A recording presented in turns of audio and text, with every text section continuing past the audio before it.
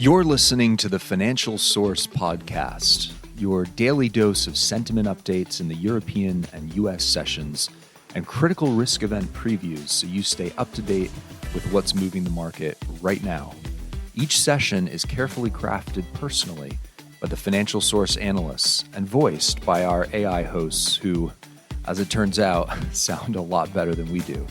Here's Rachel and Michael with this session's deep dive.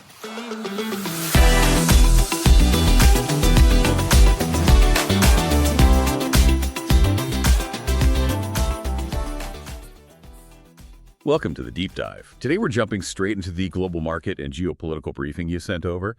Our mission really is to quickly unpack what's going on with FX, commodities, trade policy, and those key global flashpoints causing ripples right now. If you sort of step back and look at the whole picture, things feel pretty tense. The dollar's taking a breather after a big climb. Risk premiums are shifting around, especially in energy. And maybe most importantly, you've got the U.S. and China really digging in on trade, particularly around critical tech and AI. It's definitely a moment where everything feels connected, doesn't it? We've pulled out, I think, three main threads from this briefing that really explain the current moves. First, there's the political uncertainty, Japan surprise, the leadership questions in Paris and how that's hitting currencies. Second, we need to look at commodities, how a potential ceasefire affects oil risk, but also how trade friction immediately impacts something like copper. And finally, we have to spend some time on this intensifying dance around tech and trade controls. It's really reshaping supply chains as we speak. That's a really clear way to frame it. Okay, let's dive into that currency conundrum first. The dollar is easing off slightly today after 4 strong days. Gives everyone a moment, I suppose. But it seems really clear from the briefing that policy and politics are just driving everything right now. Maybe more than the usual economic indicators. Oh, absolutely. Especially in Europe. Look at the euro. It's sort of treading water, just under 1.16. And that weakness, it's not really about fundamentals right now. It's anxiety.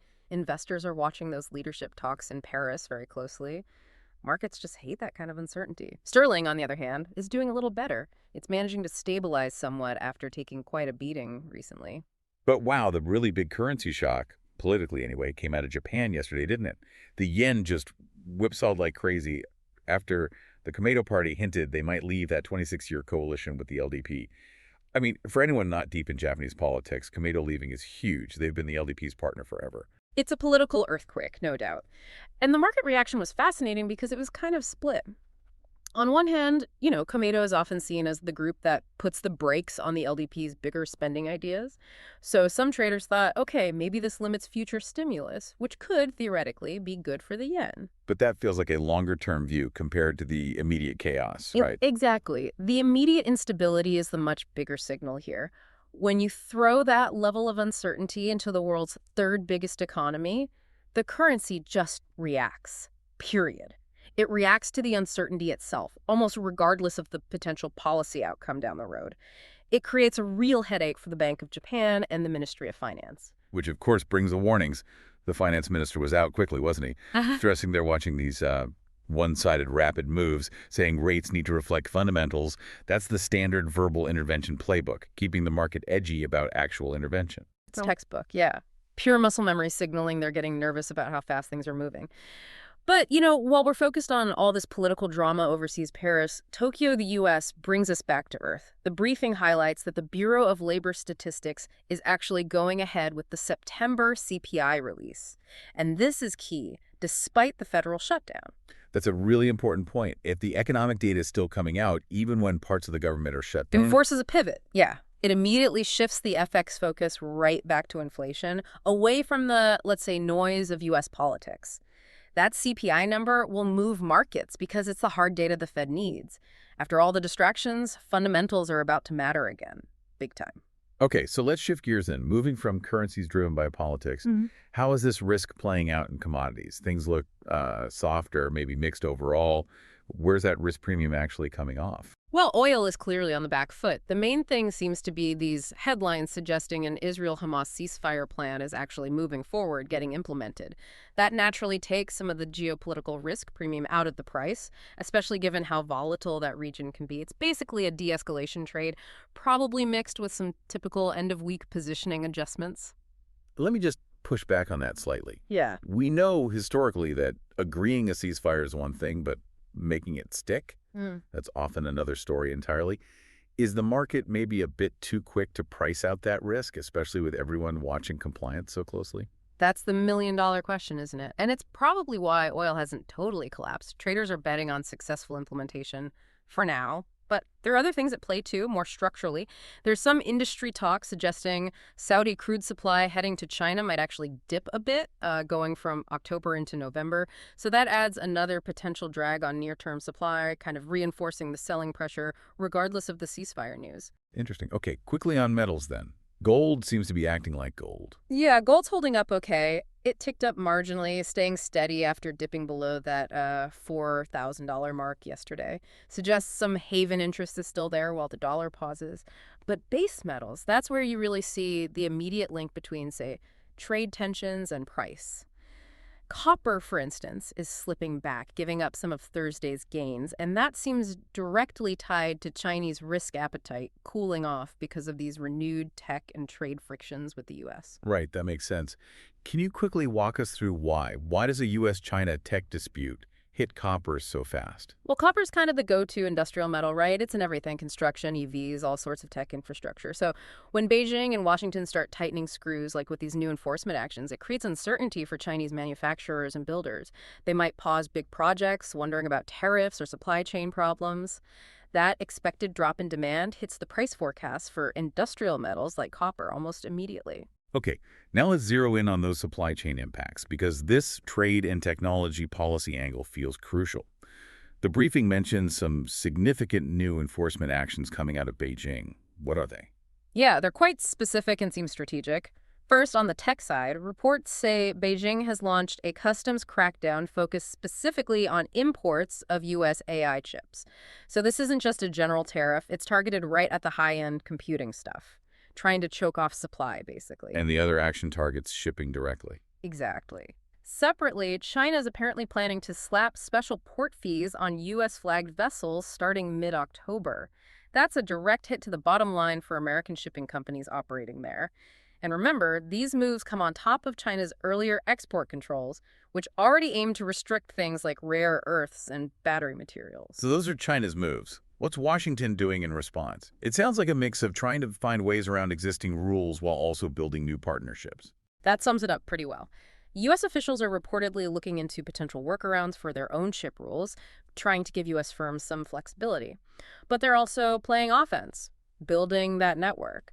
The really big development highlighted is this framework, apparently almost ready, that would let U.S. companies export advanced semiconductors to Saudi Arabia. Saudi Arabia, that feels like a new piece on the board for high-end tech. Why Saudi Arabia specifically? What's the thinking there? Well, it signals a real potential shift in U.S. strategy, doesn't it? Washington seems keen to diversify chip investment and maybe even manufacturing away from just East Asia, given the geopolitical risks there. So by setting up a way to get advanced chips to Riyadh, the U.S. could be enabling major AI and computing projects in the Middle East. It's not just about sales. It feels like a strategic play to build new tech alliances, potentially even new manufacturing capacity in a region outside the usual hotspots. And it's not just the Saudi deal or the China friction. The U.S. is talking to a lot of countries in the region, strengthening ties across the board. Definitely. The diplomatic schedule looks packed. You had Tokyo and Washington talking about smoothing out their trade deal, Delhi and Washington reviewing progress, agreeing to keep talking, Hanoi sending negotiators soon for more talks with the U.S. It looked like a really concerted effort to shore up supply lines and build partnerships that, well, don't rely so heavily on China. We should probably also mention the U.S. rhetoric itself. There was some tough talk about potentially curbing massive imports from China. That sounds pretty protectionist. True, but that was interestingly paired with a bit of an olive branch, maybe, an intention to actually raise soybean purchases directly with Beijing. That feels like a classic signal throwing a bone to China's agricultural sector, suggesting trade isn't totally dead. That could have knock-on effects we need to watch in farming and shipping markets, for sure. Okay, so if we tie all these threads together now, connecting it back to the bigger geopolitical picture, it feels like we're seeing both de-escalation efforts, like with oil, but also new tensions flaring up elsewhere. Starting with the de-escalation side, yeah, the big news is that Israel-Hamas ceasefire. Israel's government gave it the green light. tied to the Gaza agreement, and the military confirmed it started at 10:00 BST. But the details of that framework are critical, right? Because compliance is everything. What does the deal actually involve? It seems pretty structured. Includes a phased swap hostages for prisoners and an initial Israeli pullback to an agreed line. What's interesting is how U.S. officials are framing it, kind of a first step, a platform for maybe broader progress. They even mention a small potential U.S. contribution to a joint task force with Egypt and Qatar, if needed, basically to help monitor things and keep it stable. And that monitoring will be intense. Yemen's Houthi movement already put out a statement saying they'll watch compliance closely and could restart actions if the deal breaks down. So the pressure to make it stick is coming from multiple directions. Definitely high stakes there. But then you shift focus, and elsewhere, tensions are actually rising, not falling. Over in Eastern Europe, Ukraine reported more mass Russian strikes, this time hitting energy infrastructure hard, causing big outages in the east just as it gets colder. And the U.S. response was quick, signaling more sanctions on Moscow are definitely still an option. And finally, turning to Asia, the threat seems different there. Taiwan is talking about speeding up air defense upgrades, but the warning that caught my eye was about China intensifying hybrid warfare. That's really significant, I think. It suggests Taipei isn't just worried about a conventional military attack right now. They're focused on destabilization from within, things like cyber attacks, hitting critical infrastructure, or maybe disinformation campaigns aimed at undermining public confidence. It signals they see the immediate threat as perhaps trying to create chaos before any shots are fired. Okay, so pulling all of this together from our deep dive today, for you, the listener, trying to make sense of it all, what are the key things to watch? It seems like, first, that incoming U.S. CPI number, how it lands, could really reset the dollar and rate expectations globally. Second, the Gaza ceasefire. Does it actually hold? If it falls apart, that oil risk premium likely comes right back. And third, how do China's new measures, the AI chip crackdown and those port fees, actually impact real-world supply chains? Watch for delays and cost increases there. Exactly. And that last point about the supply chains and tech restrictions leads to maybe a final thought for you to chew on. With everyone tightening controls on things like AI chips, how might this new U.S. framework for exporting chips to Saudi Arabia sort of reshape the whole map of global chip manufacturing and investment over, say, the next 5 years? We could be watching the very beginnings of new, maybe unexpected tech hubs emerging purely because of these geopolitical pressures. Something to keep an eye on, definitely.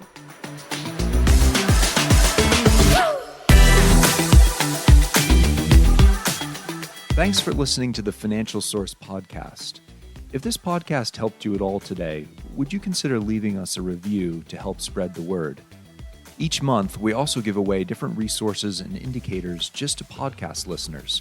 So write into Financial Source at support@financialsource.co to claim your free gift today. Talk to you all in the next episode.